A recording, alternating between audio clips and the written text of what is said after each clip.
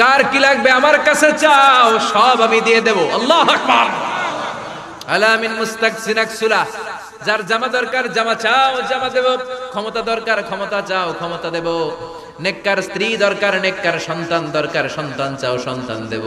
সব দেয়ার মালিক কে? রব্বুল আলামিন আরশের উপর থেকে দুনিয়ার আকাশে নেমে আসে মানে বিশেষ একটা মনোযোগ দেয়, আর দুনিয়াবাসীরা ডেকে ডেকে বলে, গোলাম আলা মিন মুস্তাগফিরিনা গফির আলা, কার ক্ষমা লাগবে ক্ষমা চাও, সব গুনাহ আমি ক্ষমা করে দেব। রব্বুল আলামিন বললেন, ইয়া আইয়ুহাল মুযাম্মিলু কুমিল লাইলা ইল্লা কলিলা, ও নবী রাত্রি বেলায় দাঁড়ান, পুরো রাত ব্যাপী তাহাজ্জুদ পড়েন। নিসফাহু, রাতের অর্ধেক সময় তাহাজ্জুদ পড়েন। আও ইনকুস মিনহু কালিলা, অথবা তার চেয়েও কিছু কম পড়েন। আও জিদা আলাইহি, অথবা তার চাইতেও বেশি পড়েন। ও নবী রাত্রিবেলা দাঁড়িয়ে তাহাজ্জুদের সালাত পড়েন। কিসের সালাত? তাহলে বিশ্বনবীকে মিশনে সফল হওয়ার জন্য সর্বপ্রথম যে ডিরেকশন আল্লাহ দিলেন সেটা হচ্ছে তাহাজ্জুদের ডিরেকশন। কিসের? তাহাজ্জুদ পড়েননি আপনারা? পড়েন? হ্যাঁ হুজুর, ফজর নামাজে তো পড়ি না। কি পড়ি না?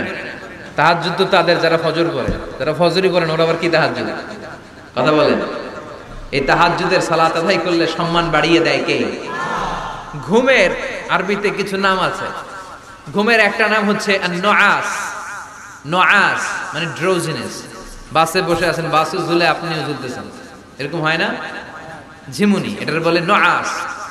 আরেকটা হচ্ছে সামান্য হালকা লাইট স্লিপ, সামান্য ঘুম, এটার বলে পাওয়ার ন্যাপ। হালকা হালকা ঘুমও আসছে, আবার কে যেন কথা বলে ওইটাও শোনা যায়, এরকম ঘুম আসছে না নাই? এটার বলে সিনা। আরবিতে এটার কি কয়? সিনা। আরেকটা হচ্ছে ভালো ঘুম, এটার বলে নাউম। এটার কি বলে? তাহলে পাইলাম নুআস, সিনা, নাউম। আরেকটা হচ্ছে জন্মের ঘুম। কিরকম ঘুম? এমন ঘুম যেই ঘুমে ডাকলেও মানুষ ওঠে না, যেটা শেষ রাতে আমাদের যে ঘুমটা হয়, তার ৩টা-৪টার দিকে কম্বল টেনে টেনে আরেকটু ঘুমাইতে মনে হয়, এরকম একটা ঘুম আছে না নাই? এই ঘুমটাকে আরবিতে বলে হুজুদ। কি বলে? সবাই বলেন। এই হুজুদের ঘুমকে স্যাক্রিফাইস করে ওই টাইমে যে সালাতটা পড়া হয়, ওই সালাতকে আরবিতে বলে সলাতুল হুজুদ বা সলাতুত তাহাজ্জুদ।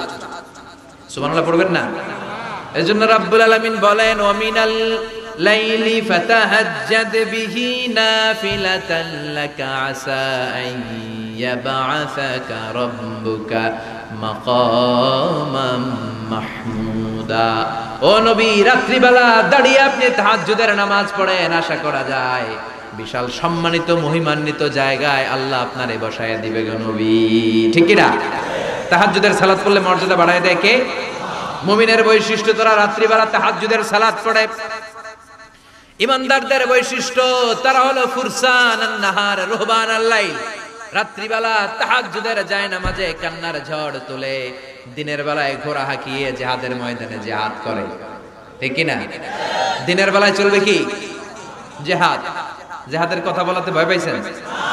হ্যাঁ, অনেকে এখন জিহাদের সাথে জঙ্গিবাদরে লাগায়, এরকম ডাকাইত আছে না নাই? জিহাদের সাথে সন্ত্রাসবাদকে মিলাতে চায়, চিল্লা এখন ঠিক কিনা? জঙ্গিবাদ আর সন্ত্রাস এক জিনিস, জিহাদ আরেক জিনিস। জিহাদরে ফরজ করছে কে? আর জঙ্গিবাদকে হারাম করেছে কে?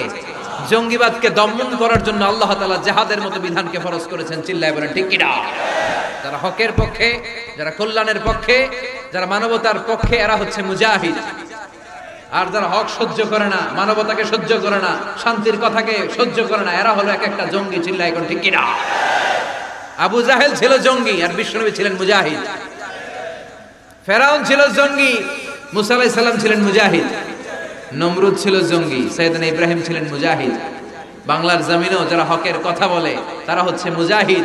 আর যাদের হক সহ্য হয় না, ইসলাম সহ্য হয় না, কোরআন সহ্য হয় না, এরা এক একটা সন্ত্রাস আর জঙ্গি, চিল্লায় এখন ঠিক কিনা?